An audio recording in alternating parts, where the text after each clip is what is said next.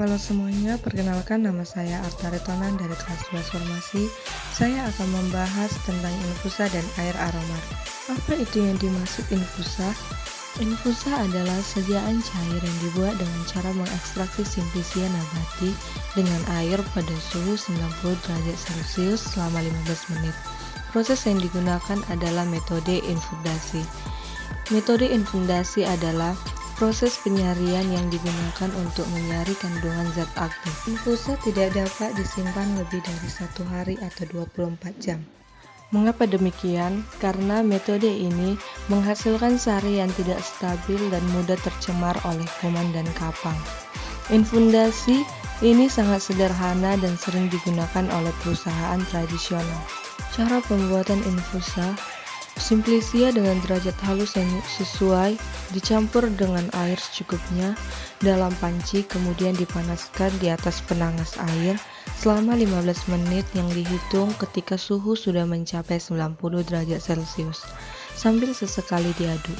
Selanjutnya, serkai selagi panas melalui kain flanel, lalu tambahkan air panas secukupnya melalui ampas hingga diperoleh volume infus yang dikehendaki. Nah, ini adalah jumlah simplicia dan derajat kehalusan simplicia. Sekarang kita masuk ke jumlah air ekstrak. Untuk membuat sediaan infusa, biasanya diperlukan penambahan air sebanyak 2 kali berat simplicia. Sekarang kita masuk ke cara menyerkai, yaitu yang pertama, pada umumnya infusa diserkai selagi panas, kecuali pada infusa simplicia yang mengandung minyak atsiri. Infusa tersebut diserkai setelah dingin. Infusa daun sena, infusa asam jawa, dan infusa simplicia lain yang mengandung lendir tidak boleh diperas. Yang kedua adalah decocta condurago, diserkai dalam kondisi dingin karena zat berkhasiatnya yang larut dalam keadaan panas akan mengendap dalam keadaan dingin. Yang ketiga, infusa daun sena harus diserkai setelah dingin karena infusa daun sena mengandung zat yang dapat menyebabkan sakit perut. Zat tersebut larut dalam air panas tetapi tidak larut dalam air dingin. Yang keempat, untuk asam jawa, sebelum dibuat infusa, bijinya terlebih dahulu dibuang dan diremas dalam air hingga menjadi massa seperti bubur. Yang kelima, untuk buah adas manis dan buah adas harus dipecah dahulu.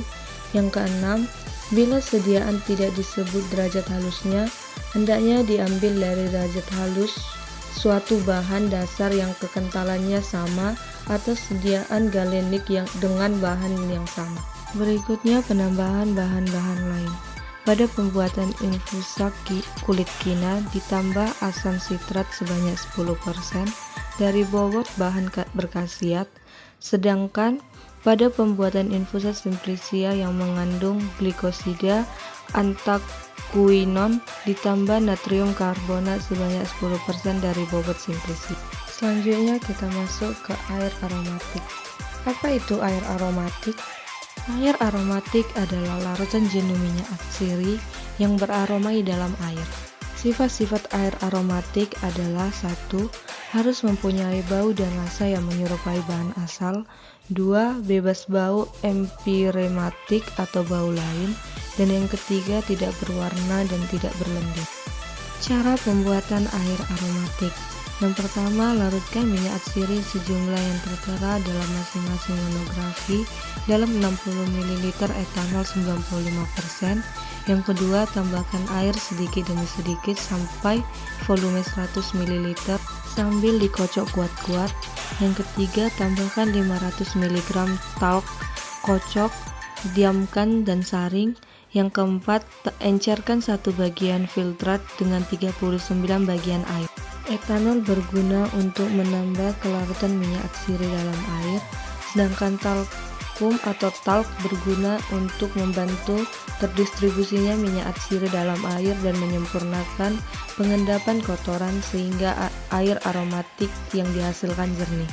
Pemberian air aromatik: cairan jernih atau agak keruh. Jika air aromatik keruh, kocok kuat-kuat sebelum digunakan. B. Bau dan rasa tidak boleh menyimpang dari bau dan rasa minyak sirih asam. Penyimpanan dalam wadah tertutup rapat, terlindung dari cahaya di tempat sejuk. Khasiatnya, Corygen odoris sekaligus Corygen sulphuris. Contoh air aromatik yang ada di Pharmacopoeia Indonesia edisi 2 yaitu Aqua Phoeniculi, Aqua Menthae Piperitae, dan Aqua Rosae. Sekian dari saya, jika ada kesalahan saya mohon maaf. Terima kasih.